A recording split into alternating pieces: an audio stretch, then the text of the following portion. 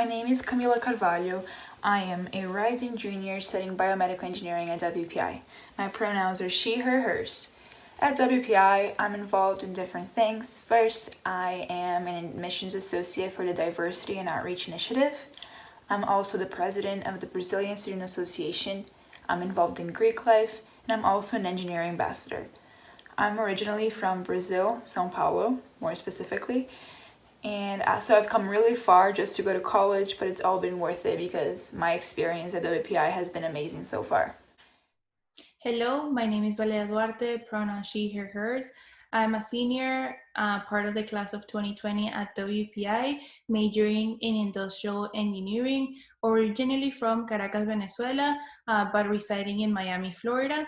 And some of my involvements at WPI include the Society of Hispanic Professional Engineers, the Connections programs, and my work at admissions. Hi, my name is Kaylin Hicks. My pronouns are she, her, and hers, and I'm from the beautiful city of Detroit, Michigan. I'm currently a rising junior, which is a class of 2022, and I study industrial engineering at WPI. On campus, I'm a member of the WPI Green Team, as well as the Greenhouse and Horticulture Club. I also work in the Office of Admissions as an admissions associate. Hey everyone, my name is Alex. My pronouns are he, him, his, and I'm a part of the class of 2022.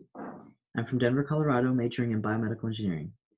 On campus, I'm involved in the Society for the Advancement of Chicanos/Hispanics and Native Americans in Science, men's rugby, and Greek life. I wanted to answer a few questions regarding what it's like here at WPI. First, hey everybody, my name is Christoph Zephyrin. I'm a third year civil engineering and environmental and sustainability studies student. My pronouns are he, him, his, and I am involved on many things on campus like the American Society of Civil Engineers, Black Student Union, and National Society of Black Engineers. When I was a senior in high school, I participated in FIRST, specifically FRC, and that's where I was exposed to WPI.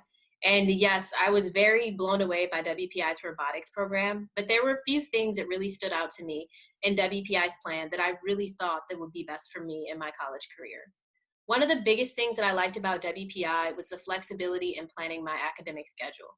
I liked how I didn't have to have a certain class every term I took or a structured path in order to become an industrial engineer. I liked how I could choose the classes that I wanted to and still satisfy my major requirements. And with that, I also liked that I only had to take 3 classes a term. And at least for me, I focus better when I can only pay attention to smaller details and smaller things at a time. And with that, I was pretty nervous about the 7-week terms. But when I thought about my own learning aptitude and how I learn best, I thought that an accelerated program would be the best for me.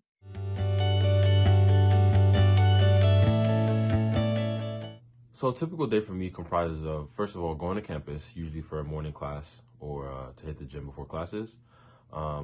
Then I go to class, study real hard, make sure I take a lot of notes, be involved in class and stuff.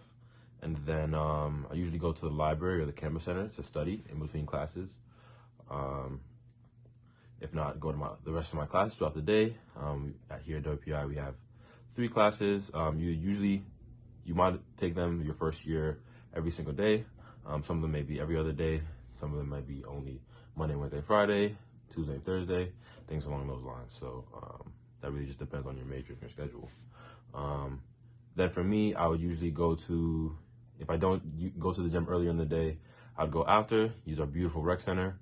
Then I would either have some sort of club meeting or activity after that into the evening. The nights when I have a lot of homework, I'd get back to the library, finish up my work, and then head back home. I'm lucky to live off campus, but I know for a lot of first and second year students, they live on campus, so they're a lot closer to the stuff that happens on campus and stuff. So, yeah.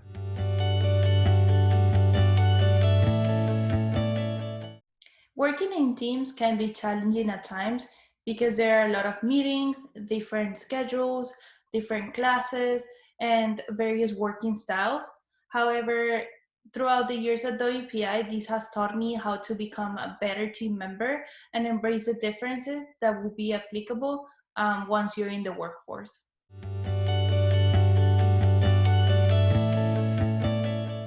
I wanted to study industrial engineering because I like the balance between math and business. I didn't want to be in a lab or in a test setting throughout my career, and industrial engineering offered me a broader range of opportunities, including manufacturing and supply chain. I think that overall, everyone should be aware of what they want and like in order to choose their major and therefore their career path.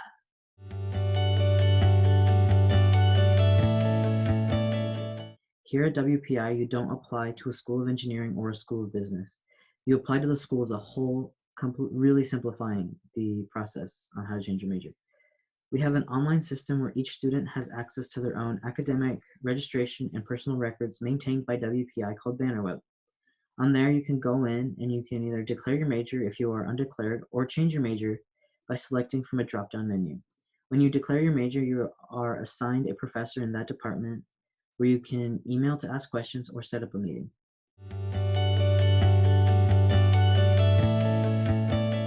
So if you're coming into WPI undeclared and you're wondering how much time you have to select your major, there are definitely a few factors you should take into consideration. So the first one is that WPI requires all of its students to complete 3 major projects in addition to your major requirements. These projects are the Humanities Practicum or Seminar, the Interdisciplinary Qualifying Project, and the Major Qualifying Project. Usually students complete their Humanities Practicum or Seminar when it fits into their schedule and when they find a project that carefully matches the depth they've chosen for humanities. Students usually complete their Interdisciplinary Qualifying Project in their junior year, and students complete their Major Qualifying Project in their senior year.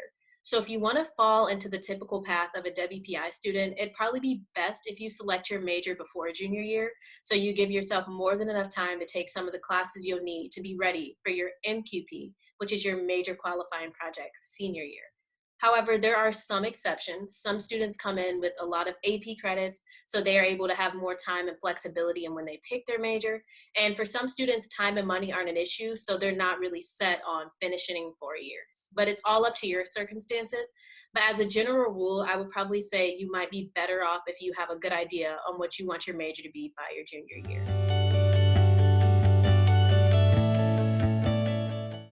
My first days here at WPI, I found the Office of Multicultural Affairs, or the OMA.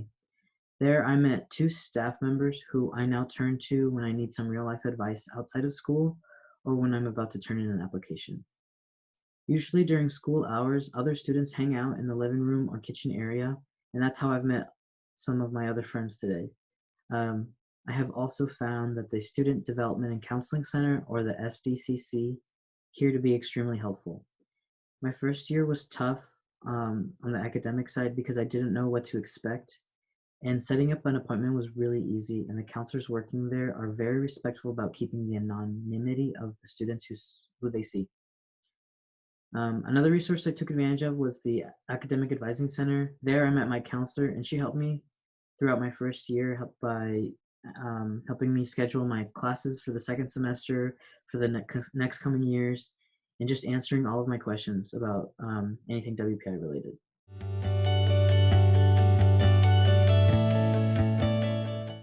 My first academic advisor consisted of me, first of all, scheduling a meeting online, either through TutorTrack or through email. And my actual advising session was with my civil engineering advisor. And basically, I came up to her with a few ideas that I wanted to pursue this major, where I kind of wanted to see myself, and we decided on figuring out a track that would help me, accomplish these goals and also take classes that I'm interested in. I was lucky to, I'm a civil engineering major, and I was lucky to have Miss Suzanne LePage as my advisor, and she really concentrates in something that's something that I want to concentrate my field in. So it was really easy for her to create a list of classes for me that, not only were interesting to me, but also help fulfill my major requirement. So I really just reached out to her and was really genuine, say, hey, this is what I want to do with this. And we worked together to figure out a best schedule for me. Exploring Worcester is one of my favorite things to do. There are so many different options and so many different places that you can go in Worcester. First, and my go-to would be just trying different restaurants around the city. The majority of them are at a walking distance from campus, and there are so many different types of cuisines and different types of food just around the city in general. There's Italian, there's Spanish, there's Brazilian, all of them, like Chinese, Japanese, all types of food you're gonna find around the city. And that's like something that I would do like every single weekend, just go with my friends to a different restaurant and just hang out and talk about like life in school. The second thing was I actually found out my sophomore year, so at the beginning of this year, about escape rooms in Worcester. They're all located like at a walking distance on campus, like in one location. They have like different escape rooms. For those who don't know what escape room is, it's basically there's a story behind it, and you go with like a group of friends and you get put in a room and you have to solve like a bunch of clues in this time frame to escape the room. Basically, that's it, like in general. And I found it really interesting when I'm like stressed or I just don't want to think about something particular. I just go with my friends, or you can just go by yourself and get put in a group once you get there, and just focus on the task itself, focus on escape the room, focus on solving the clues, and you can forget like everything. So usually like before finals week or before midterms week, when I'm really stressed and I really don't want to think about school, I would go with my friends and just get my mind off things. Last but not least, there are 2 different museums that I would recommend in Worcester. One of them is at a walking distance on campus, is the Worcester Arts Museum, and just by being a WPI student, you get a free pass, you get a free ticket. So that's one of them. And the second one is the Ecotarium. That's not at a walking distance, but if you have a car or your friend has a car or something like that, or you just want to pay for the Uber ride, I don't think it's that expensive. You can go. It's a nature and science museum. It's not free for WPI students, but I'm pretty sure you get a discount. I think it's like around $14 the ticket to get in, and it's a really cool experience. Food was something that surprised me in a very positive way once I got to WPI. As a freshman, you have a meal plan. There are different types of meal plan with different types of swipes and amounts of swipes that you have per week. But the main dining area that you're gonna eat at is the pod. So the pod's located at one of the residence halls, the freshman residence halls, and there are different stations with different types of food. My favorite one was a stir fry. I'm gonna be honest, I think I ate stir fry for lunch and sometimes for dinner every single day in my freshman year. But there are different stations that you can choose from. So they're like burgers, pasta, and pizza, or if you want something healthier, there's a salad bar. There is like the grill where you can like ask for eggs. There is like fresh vegetables every day. And the good thing is that they change that. So you're not gonna have the same options to choose from every single day. Something else at the pod is the Spoon, which is like this area where they cook food from all over the world and every weekday. So being an international student was something that I really appreciated, just like trying different types of food. Once you're an upperclassman and decide to live off campus, the majority of people do that. That's why I'm mentioning it. You're probably not gonna have a meal plan, but you're still gonna have to like stay on campus throughout the day, and you're probably not gonna have time to go back to your apartment just to make yourself food. So there are different locations around campus that you can get food from. The first one and my go-to would be the Campus Center food court. Like the pod, they have like different stations with different types of food. My 2 favorite ones is the burrito bowl at the Latino food station and the broccoli cheddar soup at the soup station. I'm a soup kind of person, and when it's cold, which it's basically the majority of the year because we are in fact in New England, I think I've eaten soup for dinner every day. So it's really good, and I love the broccoli cheddar one. At the CC as in Campus Center, you can also get like different snacks at the food court, and like if you're on campus throughout the day and just want to eat something quick, that's a really good option. There's also a food court in the library where you can get snacks too if you're studying there. There's also Dunkin' Donuts, and I drink coffee every single day. I think the ladies there know my order. They're super sweet. There's also Auntie Anne's and Planet Smoothie at Foisey, and you can get smoothies and pretzels too. As a freshman, you can still eat at all of those locations that I mentioned. You don't have to just eat at the pod. So there are many different types of food around campus that you can try.